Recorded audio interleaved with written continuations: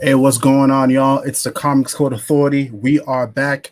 It's your boy Rover Queen, and as always, I'm joined by my lovely, scrumptious, delicious, sexy, and flavorful homeboy AJ. Please introduce yourself, brother. Hey, what's going on, everybody? It is AJ. I'm glad to be here. Got a few things to talk about this week, so it should be a good episode. Word, and apologies. Elvis got a 4-hour drive ahead of him, so he could not make it. So yeah, me and AJ gonna hold down the fort. So yeah, man. Let's just jump right into it, brother. So we got a crazy topic. Apparently this was a thing last week, but it just flew by my radar. So Christopher Priest had an exit interview because his Black Adam series recently wrapped up, and there were a lot of interesting little nuggets in there. The too long don't read version. So apparently this was supposed to go on for like 2 years. It got shot hmm down to 12. He did clear some things up. He said there were some things he wanted to do, and DC was more than happy to let him do what he wanted to do. But he also got in trouble from invisible people. And he also talked about how he wasn't a big fan of how Black Adam was being portrayed currently in the DCU. He was mostly talking about Bendis' Justice League because as we know, Black Adam joined the Justice League, and then he was like a big portion of Dark Crisis and all that. So pretty much because the movie was coming out, they tried to spin Black Adam into like this hero type figure, and Christopher Priest wasn't having it, and you can see it a lot in his run. He was doing his best to make sure, like, hey guys, he was trying to show Black Adam was not a good person. Black Adam is a bad guy. Black Adam is an asshole. Black Adam is a piece of shit. So a lot of interesting little nuggets here. But again, me and AJ were talking, and we're both on the same page here. It's more than likely that the invisible person that he's talking about is The Rock, and it makes sense because right when this book was coming out, the Black Adam press was really ramping up high, and as we know, based off interviews and stuff, not in Black Adam, The Rock was swinging his dick around, making sure everything was kind of going his way. So we wouldn't be surprised if it actually was The Rock who, once he read the things that was happening in Priest's Black Adam, was like, nah, cut that shit off. And it makes sense because, you know, for me to run it wasn't the best. Like it was a mini series, but it was written as an ongoing. So that's where the confusion was. And what Christopher Priest is like, at least with this book, you can't box him in 12 issues. Like Christopher Priest has like long-term storytelling, and we've seen that a lot with Black Adam. So yeah, so we suspect that it's The Rock that is why the Black Adam run turned out the way it did. I know across the board online, it wasn't the best. I kind of checked out personally because after like 5 or 6 issues, I was like, this ain't hitting. But we all had our suspicions, and it's nice to know that our suspicions were correct. But AJ, what do you have to say about this?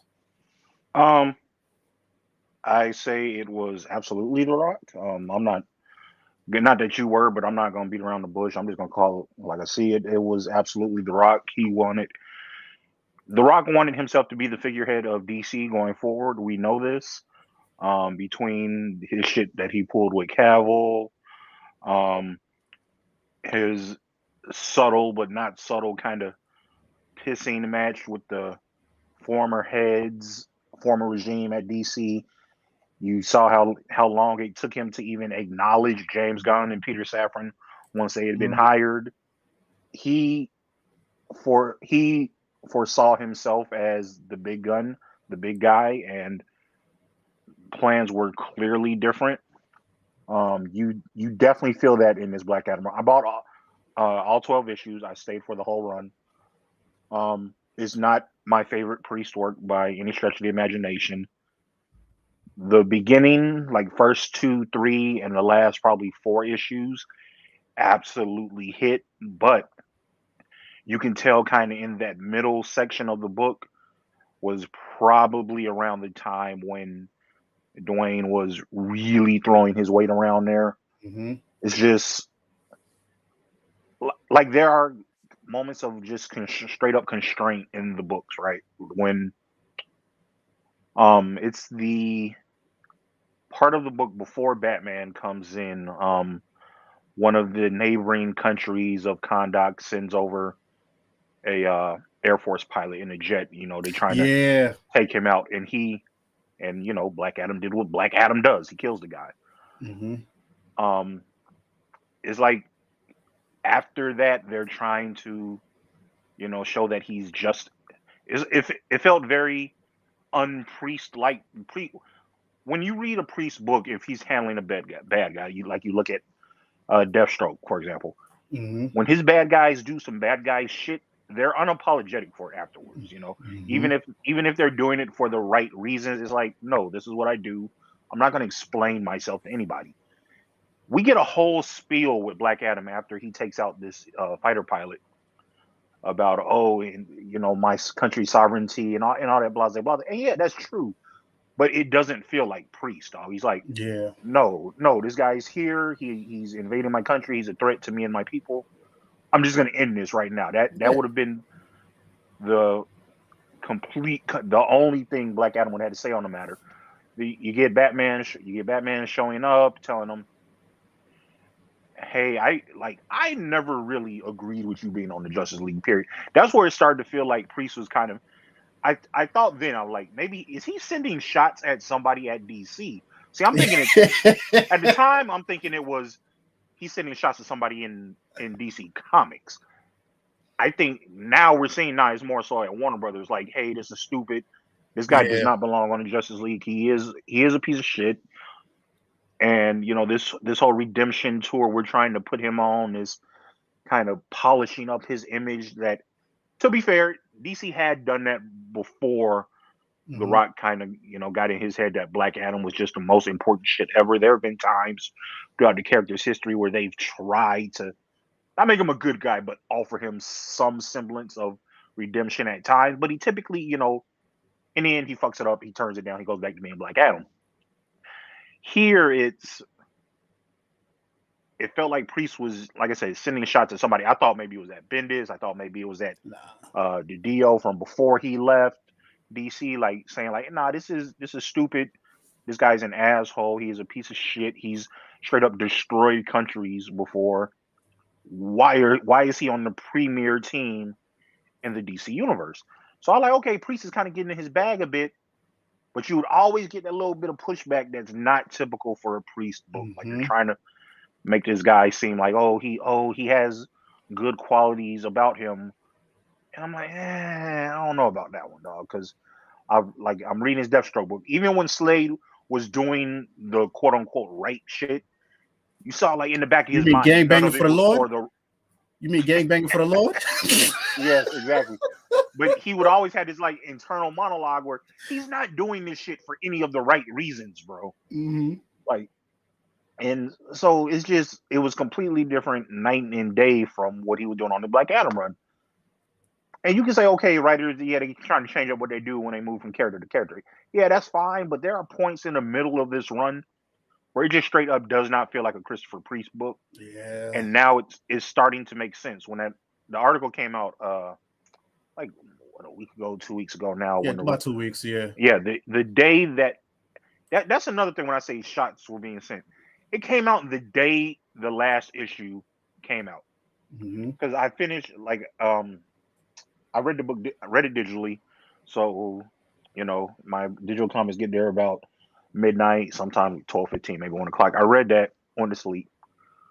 Wake up the next morning after I've checked emails and stuff like that, and one of the first things I see is this interview popping up. I think it was, I don't remember where it was. It was CBR or something, but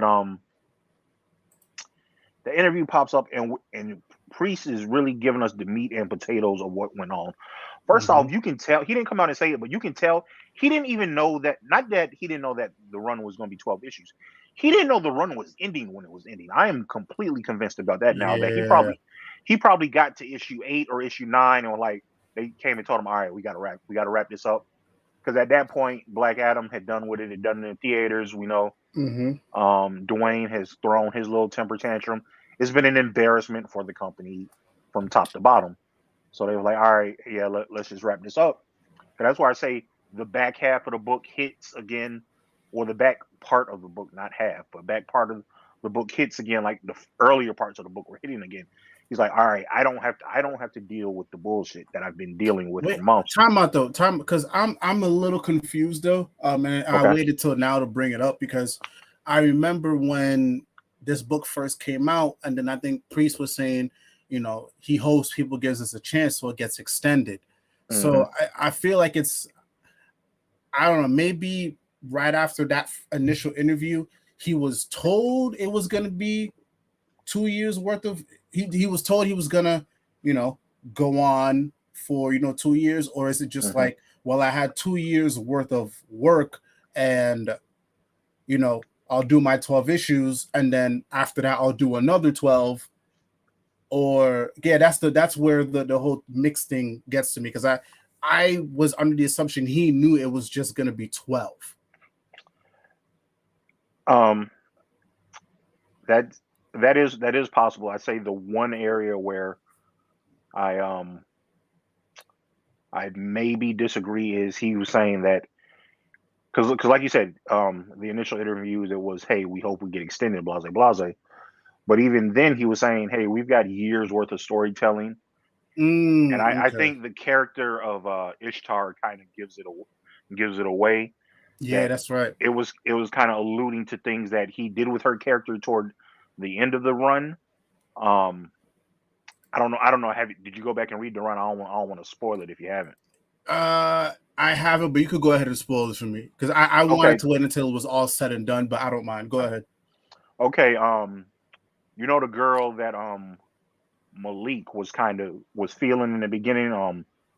Jasmine, I believe her name is. Yeah, and Yeah. also So Steph and Tevia. Hey, thank you guys for showing up. Thank you, much appreciated, y'all. But yeah, keep going, AJ. yeah. So he's feeling her in the beginning. Um, a book, and that's cool. And she plays. It's not a huge part throughout the book, but she is a constant presence of the book. Yeah, I remember. Um, so then they bring the Akkad, the priest. He does a pantheon for Black Adam, their his Mm-hmm. gods. The Ishtar character, she's the goddess of, I want to say, love and war. She's a goddess. She's a goddess of two things, love and something. But anyway, she looks like his previous love, Isis. Okay, so toward the end of that book, you kind of get a feeling of, hey, these characters are connected. I want to say probably maybe issue 9 or 10. It's like, okay, like these characters, there's something going on there. At the end of the run, they have basically fused into one character, and that type of stuff. Pre Ah, saying was saying that he had stuff he wanted to do with her, but he wanted to do it years down the line. But now he goes in kind of, not gonna say rushes it, but he kind of, you know, that's his big thing for those two characters that he did. mm-hmm. But he did it at issue 12 as opposed to issue 24 or however many issues it was supposed to be. So I think he definitely had plans of what storytelling beats he would do over time and how to um, stretch them out over 2 years. But it kind of, like I said, he has to do it now, and I'm still leaving stuff out because I'm trying to be vague for you and for our readers who maybe aren't caught up on it. But it's stuff with, like I said, that where she and Malik end up, where Black Adam ends up. Yeah, that's the other thing. It's a huge status quo change for Teth Adam at the end of this book. Oh, Um, okay.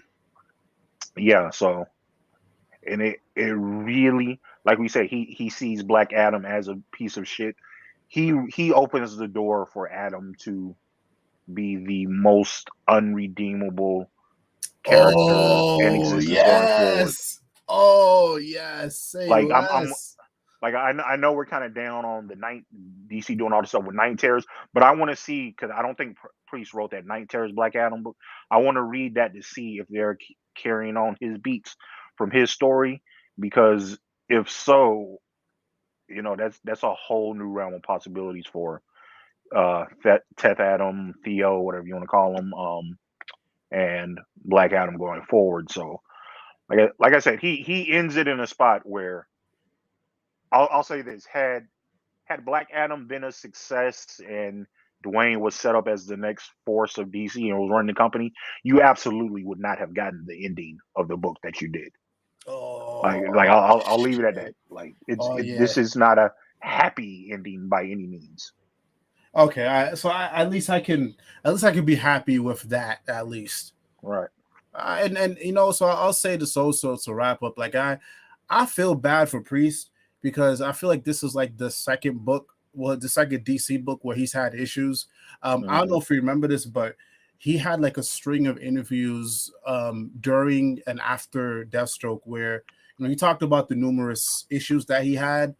And one that really stuck out to me was the Batman versus Deathstroke one, where he initially, I think he pitched it as a crossover, but they weren't trying to play nice with him. So instead of that being a crossover, we just got that miniseries. Remember, Batman versus Deathstroke was just like an arc. So I feel like Christopher Priest always has gotten like the short end of the stick, but regardless, he still manages to get in his bag regardless. But it sucks that a writer. That's been the story of his career as a whole. Not just at DC. You got to remember, he had his. I don't know if you've read his Black Panther run, but I have it here physically. Okay. Yeah, but I haven't read it yet. When he was at Marvel, first off, he wasn't getting a ton of work.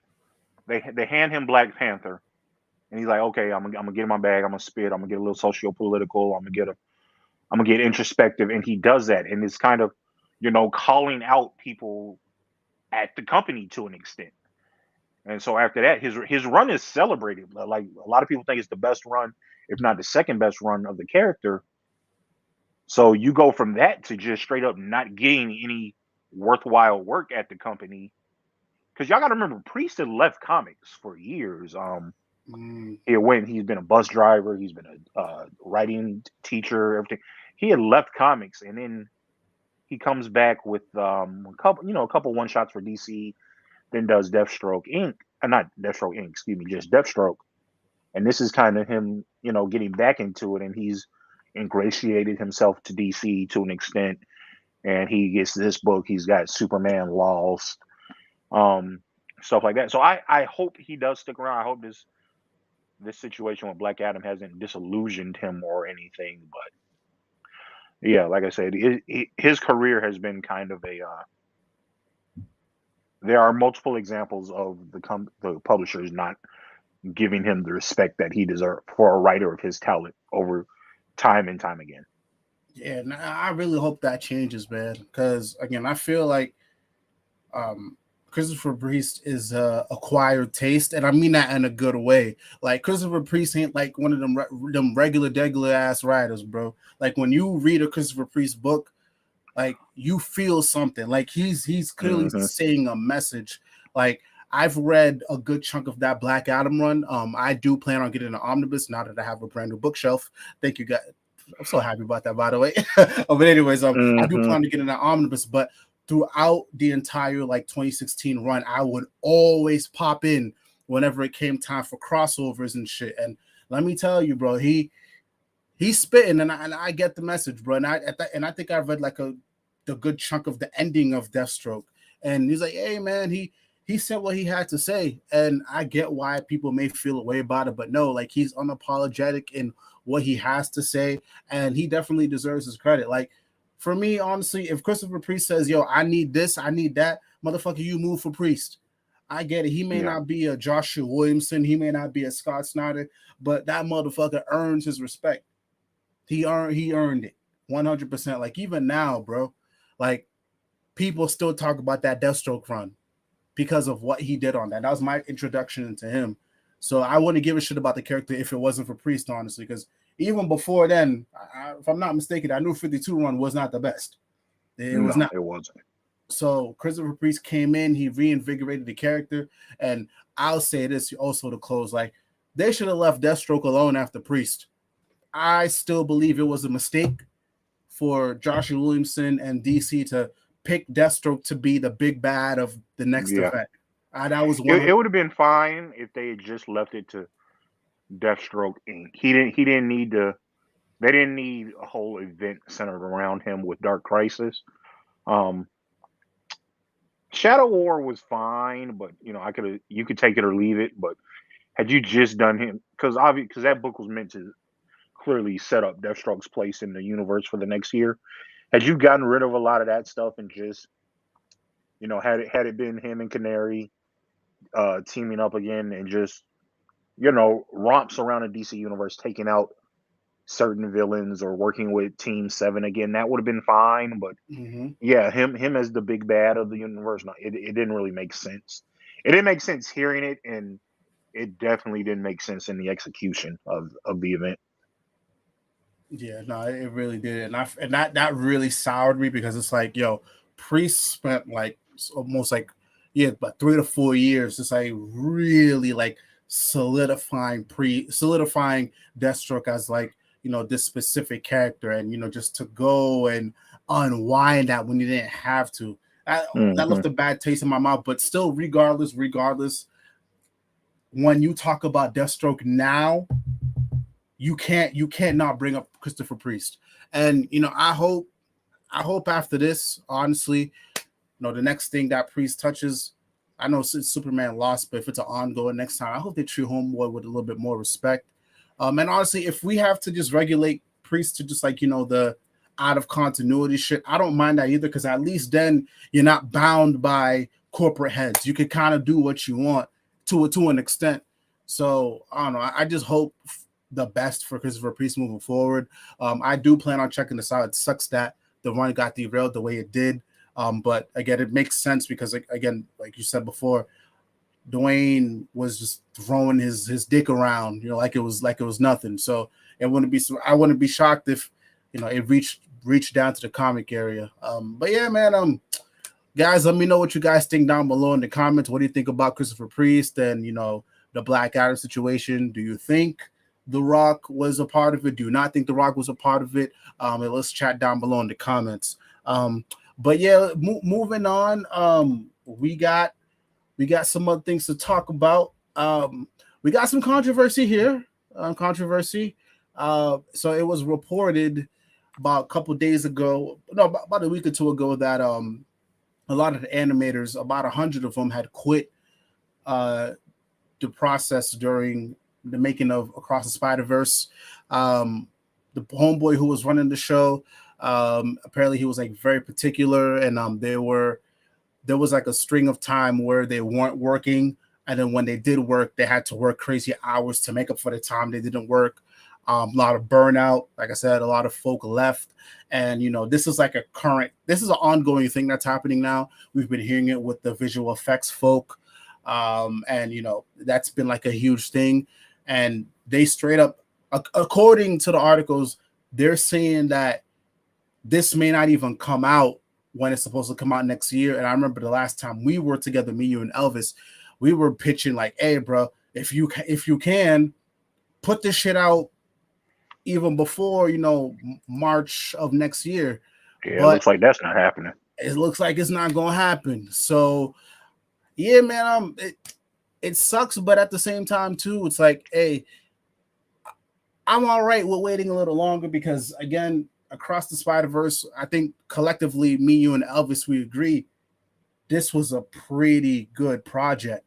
So if we gotta wait a little longer, if we gotta wait like maybe a month or two more so they can get their shit together, I'm not mad at it. And also, Comic Boom, I appreciate you for coming in, brother. Long time no see. Hope all is well. Hope all is good. Come hang out in the chat. But AJ, what you got to say, man? Um, first off, I don't think any animators should be, having to pull what they say, like 70-hour weeks for a year. Like, yeah, that's ridiculous, dog. I loved Across the Spider Verse. I'm a fan of it. I can't defend some of the behavior, not behavior as in like anything untoward happening, but just working your crews like that, or them getting stuff done, and then you coming in and basically throwing all of that out and like, now we gotta start over. Like once or twice doing that, that's fine, but doing that pretty much for an entire year, that's a little much, dog. I understand Lord and Miller, they may be perfectionists, and that's fine. But okay, if you're gonna want perfection, don't even hold them to a release date. Do it kind of it'll come Mm-hmm. out when it comes out type of thing. Yeah, that sucks, especially considering the way that Across the Spider Verse ends. But I mean, if you're having folks burnt out on your project, it'll start to show after a while. We see that with video games, we see it with movies, we see it with all kind of creative industries where once folks are fed up, once they can't take anymore, people drop out. It shows in the final product. So give the folks the time that they need. I was surprised when I heard this, not because of the fact that people were being overworked. Regrettably, we seem to be seeing that more and more lately in Hollywood. But I was surprised at the fact, because when they first announced that they were splitting this into two films, they were Mm-hmm. like, "Yeah, work's already being done on the third film." So I was led to believe that a lot of the animation was being worked on then for the third film, but apparently that might not be the case. And people are saying, yeah, this film, forget a month or so, this film might have to get pushed into 2025, which, No. yeah, that would really suck. But if it has to happen, it has to happen. I We should have known something had was up when it was during the press run for Across the Spider Verse. Haley Steinfeld basically, I think she let it slip. I don't think that was supposed to come out, but she basically said, "Yeah, none of us have recorded any VO for the next film yet." So that should have set off alarm bells for folks. I guess people might have ignored. People just ignored it. Maybe thought, who knows? Maybe thought it wasn't that big of a deal. But yeah, it looks like it is going to be. So hopefully the working experience is better on the third film.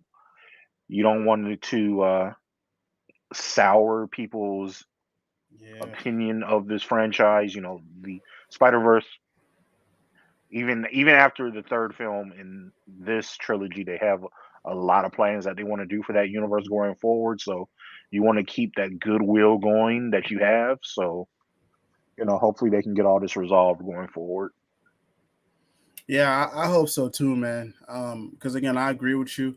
When I first heard all the news about this, I figured they recorded everything in bulk. So I Hmm. thought, yeah. Again, when I spoke to you guys last time, I was under the assumption, oh, the third movie is locked and loaded. Just Yeah, if you same. have it already, put the shit out. What's the problem? But that's not the case. And like silly me, because again, there's we seen this movie. A lot has gone into it. The animation is top tier, story writing is pretty solid. And again, we're seeing it with the box office numbers, like it's a hit. So obviously a lot went into it, but again, apparently that was enough for just a second movie. But yeah, if they gotta wait until 2025, it's gonna suck, bro, because I really, really would want this to come out next year. But then again, we're not dealing with people. We're not dealing with people. We're Hmm. dealing with animation. But at the same time, also we are dealing with people because it's the people that are animating. It's the people that are designing it. It's the people that are crafting this project. So yeah, we are dealing with people on both ends. So if they're feeling overworked, if they're feeling bitter, if they're feeling sour, it's gonna show. And I hope that's not the case. I hope now that this news has gone out, hey, I I hope they really kind of just course correct. And again, I think Into the Spider Verse and now Across the Spider Verse has garnered a lot of good faith, especially with the Miles Morales character. And I don't think people are gonna be mad if you gotta wait a little bit. I don't think so because we're seeing it now with these Hollywood movies. You know what I'm saying? It's like they be making folk wait a little bit, and the movie still be ass. But Hmm. I think Yeah. with Across the Spider Verse and the movies before that and the movies after, I think people will be more forgiving because again, if you're waiting a little bit longer, then at least we have the confidence that okay, we're going to be getting a solid project in the end. So I'm not mad at it. It sucks because as somebody who does what I do for work, I don't got to talk about it and do what you do for work, AJ. Like burnout is a real thing. It's not Absolutely. pleasant. I'll be a little bit transparent. I've been dealing with burnout for the past like 2 or 3 weeks now. It's not pleasant. It's not fun. Sometimes I don't want to go to work. But when you kind of course correct and when you kind of like take a step back and try to work some things out, you end up with a better product. So I really hope that's the case. So best of luck to all the animators, voice actors, everybody involved on the creation side. Good luck to you. All the execs. Yo, show grace. These motherfuckers are giving you money. They're the reasons why you have these billion-dollar corporations. We will be okay if you wait. If you delay things, we'll be fine. Make sure the motherfuckers are good. Make sure the motherfuckers are good. And that goes across the board for anything in the creative space. It's okay. We'll be all right. Will we be a little upset or a little peeved off? Sure, but when we go to the movie theater or when we open up the fucking book and we see something of quality, we'll be all right. We'll be all right. We'll be all right. We got KJ Sakuma. Brother, I appreciate you for coming through. Appreciate you. Thank you. Yeah, man. Pull up, have a drink, or if you don't drink, enjoy. Have a blast in the chat. But yeah, man, best of luck to everybody involved. Hopefully, the next thing we hear about this movie is they're ready to go with the third one. But again, we are totally down to wait. Next up, we got casting news, y'all. We got casting news. So a couple of days ago, we got the news that we got David Corenswet is gonna play Superman, aka Clark Kent, and we got Rachel Brosnahan to play Lois Lane. So this is gonna be our Clark Kent and Lois Lane in Superman Legacy. I'm not mad at it. I haven't seen anything with the two. I did check out the Tofax on Homegirl. They're not bad. But yeah, I'm excited. Superman Legacy it's been catching a lot of news lately. It seems like James Gunn and the rest of the folk at DC Studios, they're not wasting any time. They're trying to get the ball moving as quick as possible. So yeah, man. Well, what do you think, AJ? I know you may be a little bit more familiar with these two. Not the guy playing Superman. I checked his IMDb, and so I really haven't seen anything he's in. I think he has a HBO series, so I might check that out. We got the holiday coming up, so maybe I'll have some time to see what he's about. Rachel, the lady playing our new Lois Lane, she was in the first season of Blind Spot for maybe about 8 episodes or so. She's really good. I know they said she had another series of what is it? Marvelous Miss Maisel. I think she's the lead in that. I've never checked that out, but I've heard that show is amazing. So, maybe when I get some time, I can peep that, see what she's working with over there. But nah, she's a dope actress. I think so with the Lois Lane, I definitely think the casting, that's good casting. I got to see Homeboy, see how he'll work his Superman. Like I said, I'll check out his other series, see what it's like. But yeah, he doesn't have an extensive list of credits. Not saying that he's a rookie actor or anything, but it doesn't seem like he's been around the block as long. So we'll see. Yeah, it definitely seems like James Gunn and Peter Safran, they're trying to get the ball rolling, because we know we might be having an actor strike to go along with the writer strike in a couple of weeks. So I don't even think they could sign any actors to casting going forward if that happens. I might be wrong, but I don't think they can. So yes, they definitely wanted to get this project locked in. So we will see. I know of course, they had some other people, in the running, Emma McKay, and then Homeboy, who keeps losing out on DC Heroes. What's my man Nicholas Holt, played Beast in the rebooted timeline with the X-Men films. Oh Uh, yeah, that's right. Okay, yeah, yeah. yeah. He's now lost out on Batman for Matt Reeves and Damn. now Superman. I say, hey, go ahead and make my man a villain. That might be your Lex right there. I wouldn't be surprised if Mm. they spin the block because somebody at DC clearly likes this guy. He just keeps getting to the finish line and losing out to somebody else. So I'm sure they'll find a place for him somewhere.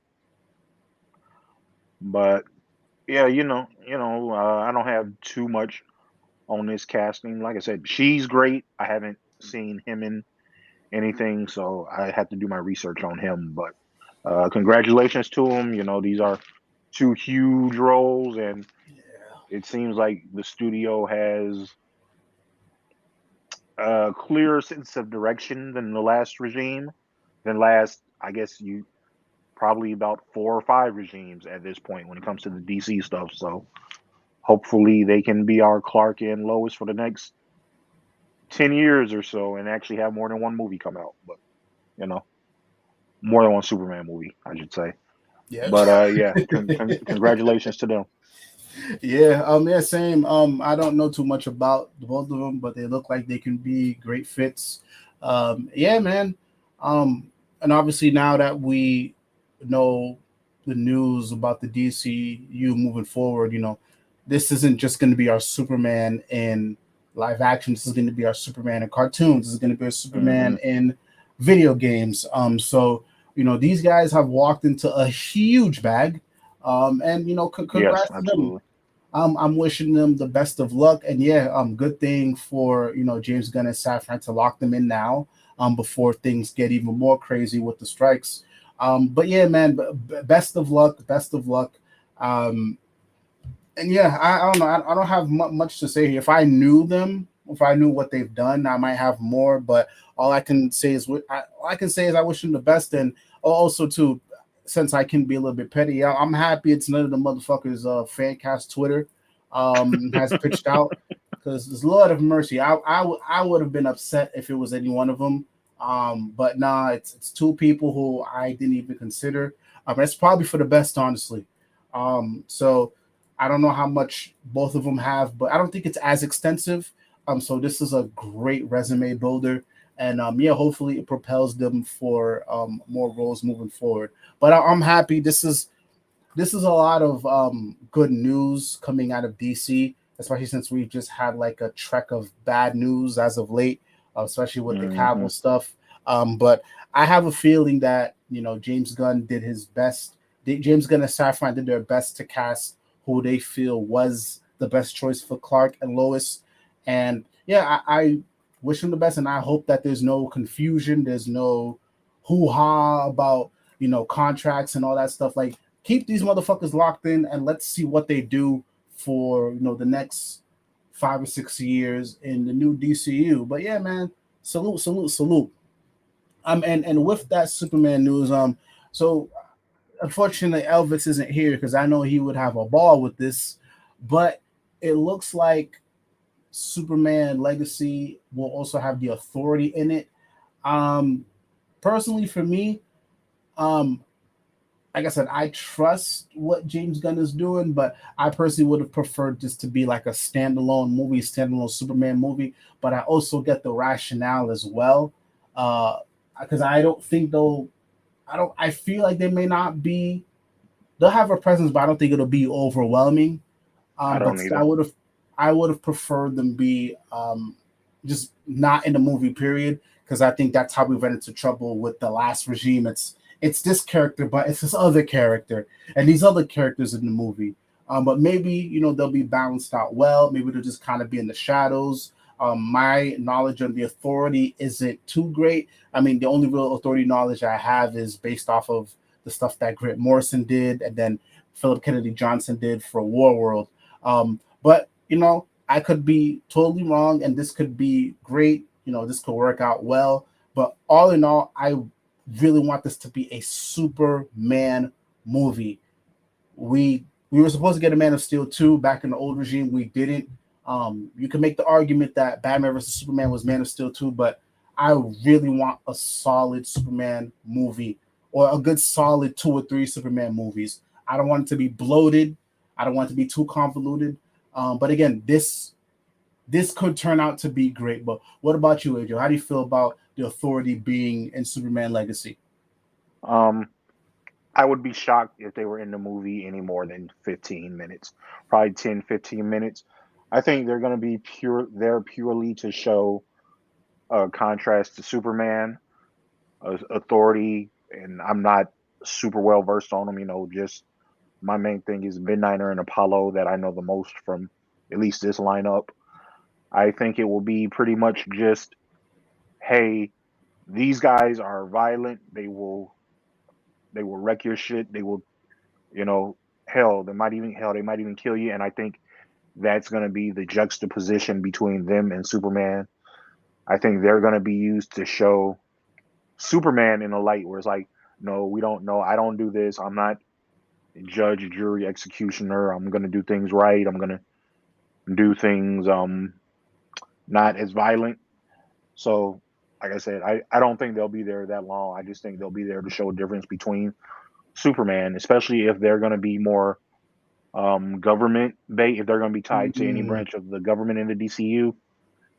I think, like I said, they're just going to be used to show the difference between Superman and how he handles things.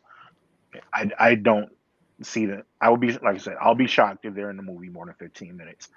I think you get a quick glimpse of them in the beginning, and then after the movie's over, after the big third act brouhaha is over, and you get them at the end, and they probably meet up with Soups again, and congratulate them or whatever. But I don't think they're going to be here that much. I don't think it's anything to worry about. okay, yeah, and again, I if I'm not mistaken, they have their own separate project that's Yeah, coming also. So this is probably just a good way for them to, you know, get introduced to the audience, see how the audience feels, and then that can help, either propel them, so they can get their series, and there's a lot of hype going into it. So it could really be a good thing, and they could just be used in a way that works. But yeah. Again, like I said before, maybe it's nothing to worry about.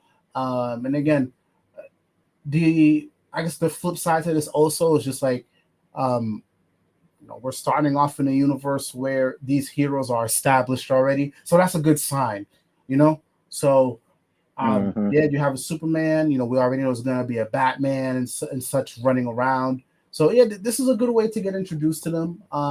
And depending on who they cast, and depending on how they are on screen, yeah, we can easily see a scenario where it's a bunch of people say, "Oh my gosh, I need the Authority. What Authority movie when? Oh my gosh, yes, yes, yes." And also people are just like, "Oh my gosh, Superman was great." So yeah, they can have their cake and eat it too. And as we've seen with James Gunn, we've seen with the Guardians, like before the Guardians was a thing. I know they had history in the comic books, but modern audiences, they weren't really fucking with them like that. And then now look, hmm motherfuckers is eating the Guardians up to the left and fucking right, to the point where even somebody like me, I cried during that last movie, and before going into that first one, I was like, "Who the fuck are these niggas?"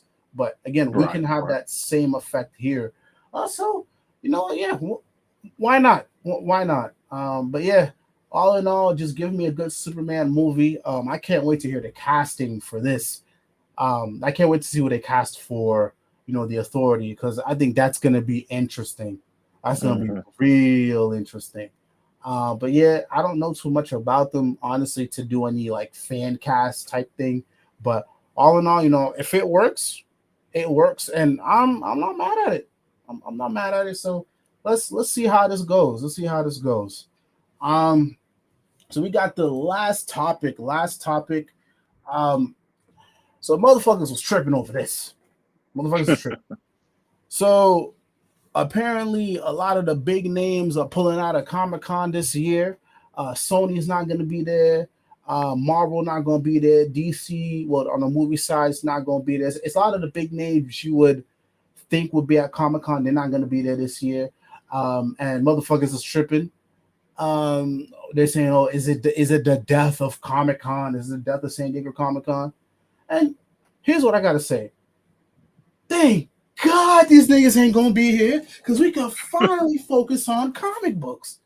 Yeah. Like, and here's the thing, like, that's not to say San Diego Comic Con hasn't focused on comic books, but I feel like the actual comic books versus They're not comic, the center of the conversation anymore, like it's the not way the it used to be when the con was in its earlier, not even its early days. The past like 15 years or so, it's kind of switched from comics to just all around pop culture, and that's fine for an extent. But yeah, it will be nice to see a focus on comics again. like niggas is over here, they over here camping out to see a fucking 2-minute trailer. Are you fucking shitting me? Yeah, not, and yeah, that shit can get ridiculous. Like I went 14, 15, and 16, and man, it gets overwhelming after a while. So yeah, I would.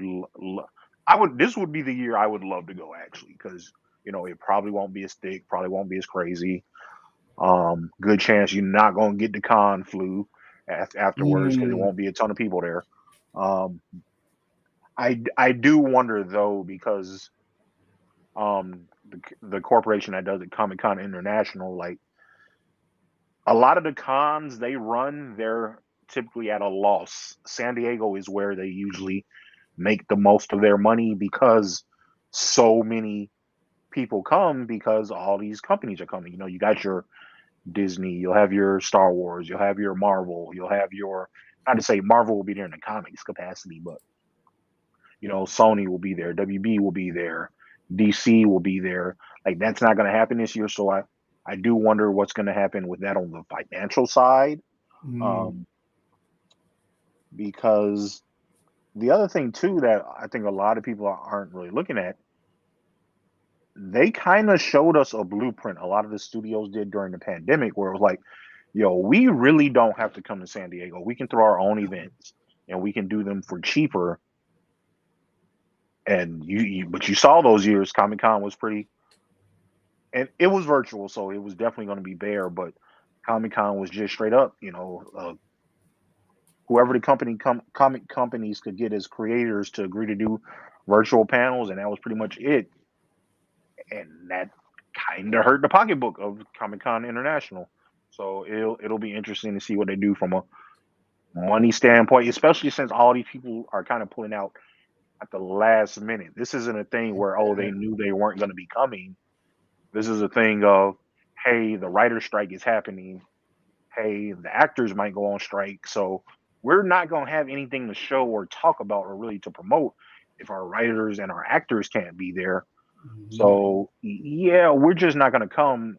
But they basically decided that with like a month until the con. So yeah, that's going to be it's going to be interesting to see how it works. But I do appreciate the focus.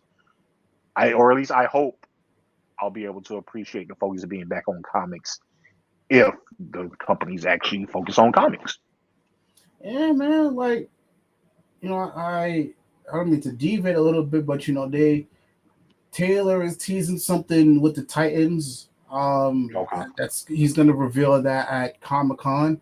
And I wonder what the rest of the folk got coming. Like, I would love to hear what's happening on the Boom side. What's happening with Marvel, what's happening with Image. What's happening with Valiant. What's going on with these motherfuckers. You know what I'm saying? Like, I'll be honest, I wouldn't mind camping out to see comic book shit. That shit I wouldn't mind. You know what I'm saying? Like, I would love to see the creators, like get together, do something big. Now's the time. If these motherfuckers want to show out, like on the comic book side, now is the time. Now's the time to do it. I know Image is supposed to be doing something with the Massive Verse folks, because that's going. They're doing their first big event in the comics this year. Starting in a couple weeks actually. So yeah, I think they're supposed to be doing something. Like you said, Taylor, I'm sure he'll have something. Boom, folks. So yeah, they have an opportunity to really make a splash this year. Really, all the companies. Yeah. I just hope they do it. DC probably will do something because this will be right smack dab in the middle of Night Terrors. Yeah. So they'll probably do something. I guess the interesting one will be Marvel, because I don't think Well, no, they got Summer of Carnage, so they might be able to show off some stuff. So, yeah, it should be pretty good. It should be pretty good. Yeah, I Still, think from hopefully. on the Marvel side, I mean, well, I mean, we want to speculate. I mean, maybe we'll see what's gonna happen after the fall of X. Maybe we get a little tease for what's coming for Daredevil. I know that's right around the corner. Avengers has been teasing some big shit, like the first 2 issues. So does that spill out into the overall Marvel universe? I know Power Rangers got the Darkest Hour that's coming, so maybe we get a tease of how that event's gonna play out, or what's gonna come after that. So I know there's a lot of folk excited for the future of that series. So yeah, man, there's a lot there. So again, we got from now until we got only a couple weeks until this shit. But yeah, you know what I'm saying? Like, come out the gate, like give us some trailers, give us some trailers or something. Like we don't have nothing to look forward to from like the movie side, and thank God, because a lot of that shit's been ass anyways. But now's the time, because motherfuckers is talking about comic books ain't this, comic books are dying. This is the chance for you to show motherfuckers you ain't dying. You are on the biggest platform, the biggest weekend. Like, bro, all the news outlets are gonna be looking for something. Yeah. So I don't definitely. know. Maybe this is the time to announce, hey, bro, the Justice League's coming back. You know what I'm saying? Motherfuckers, it's been a year, right? Okay. That probably will be one of the announcements. Now that I think about it, like, okay, I think he's spot on the money with that one. I think they will announce your Justice League. You might even get the lineup. Who's going to be the lineup there? There you go. Like, what's going to happen? Well, you're saying the Titans is the thing. Like, okay, is that going to be a beef? Are they going to beef for the final time? Because I know these motherfuckers always beefing, but I think that's big news right there.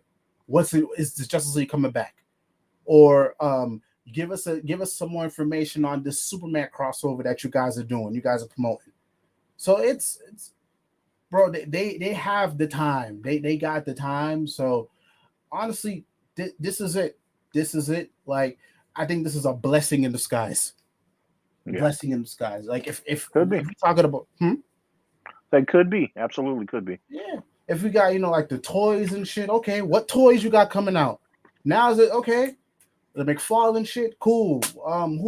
Video games? If you guys have leftover shit from the other conferences you guys haven't showed, okay, come to San Diego, because this is it. Like, I'm happy. I'm actually kind of sad because I know for sure next year that's confirmed. I already got my ticket solidified. I'm going to next year's Comic-Con.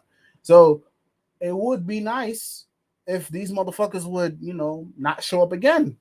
Because if the comic book companies, show out and they really showcase, hey, yo, let's focus on the comics and let's really bring the buzz back to comics. And the folk on the movie side decide to pull out again. Cool. Then when I get there, I can actually see them do what I hope they do in 2023, even better in 2024. So honestly, yeah, man, I'm here for it. And like I said, it's probably for the best, because I think on a movie side, we've just been seeing it, and I mentioned it earlier with the Across the Spider-Verse stuff.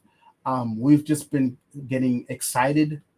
Well, people have been getting excited for these trailers and stuff, and then the end product is awful, god awful. So you know what? Take the time to cook on the movie side. Take the time. Take the time.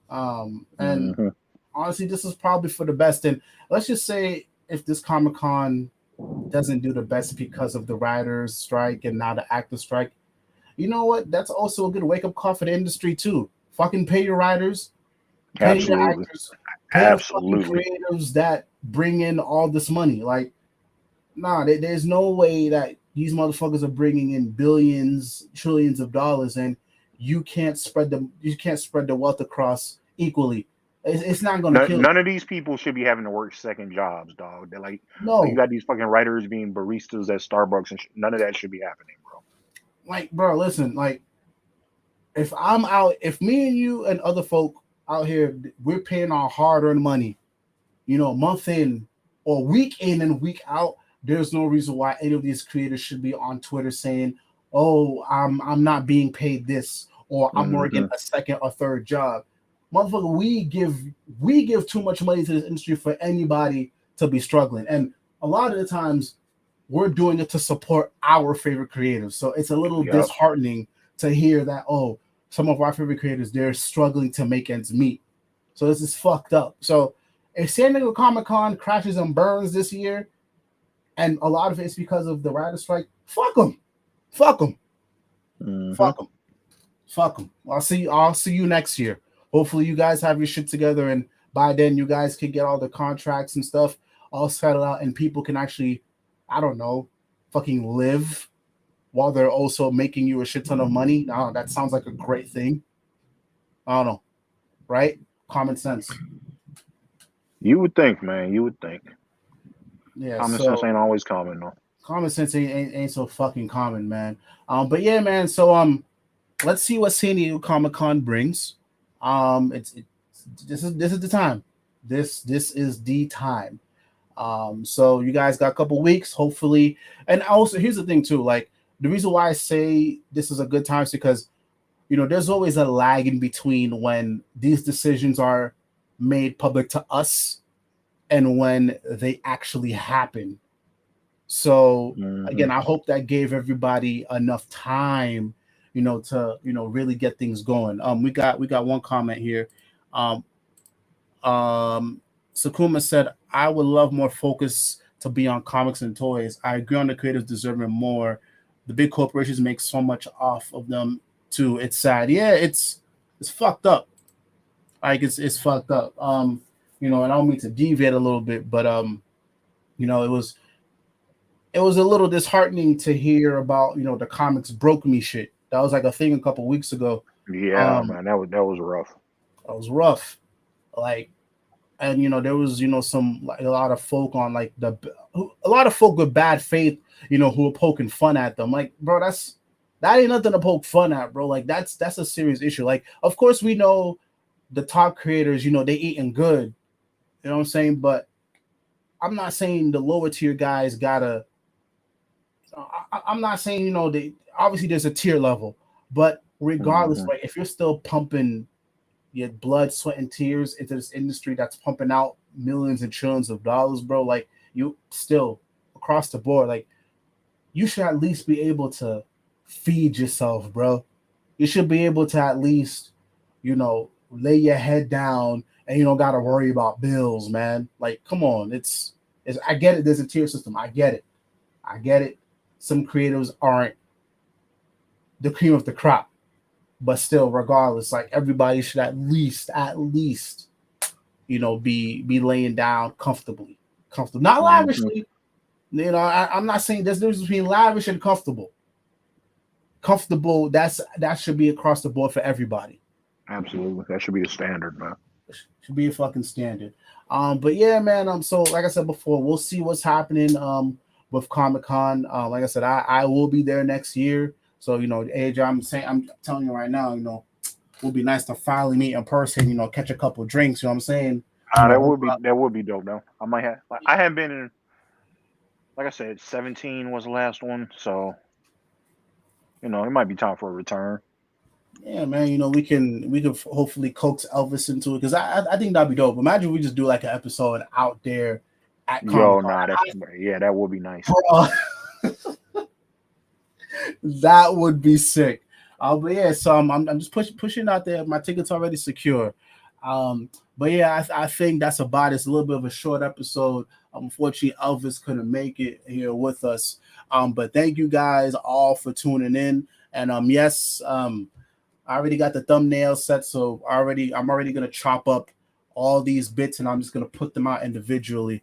But yeah, AJ, you know, go ahead and plug yourself, brother. I'm pulling up your Twitter account right here. Yeah, if your rate limit is not exceeded, find me at Mr. Mitchell _ 2 _ the letter U. I can't get my hot takes on all this shit lately because, you know, it's hard to tweet. Can't see my DMs, can't see my quotes, can't see any of my notifications. So I'll be there till the wheels fall off. But I don't know how much longer we got on Twitter, y'all. So enjoy it while you can. And this is my shit right here. Roll over Queen underscore. I'm yeah. The only thing I can't really see is quote tweets. Everything else I can see pretty fine. I ain't So got yeah. nothing, man. Damn. Oh yeah, your shit's really fucked. Mm-hmm. Yeah. So go ahead, follow me on there as always. You know what it is. All I need in this life is comic books, booze, and pretty feet. But yeah, go ahead, shoot me a follow. And as always, I'm gonna go ahead and plug Elvis's shit right here too, man. Go ahead and follow Elvis on Twitter here, the Snickman. He couldn't be here with us tonight, but you know we wish him safe travels back home. So go ahead and follow him, and go ahead and subscribe to his YouTube channel as well. Me and him are currently battling to see who can reach the next milestone the quickest. He is at 353. I am at 551. So go ahead, man. Shoot your love to Elvis, as well as shoot your love to me. And also please give AJ a follow. But yeah, y'all. This is the Comics Code Authority, and we are out. Please be safe out there. Have a wonderful 4th of July, and stay safe. And yeah, stay hydrated, y'all, because summertime is here. Peace.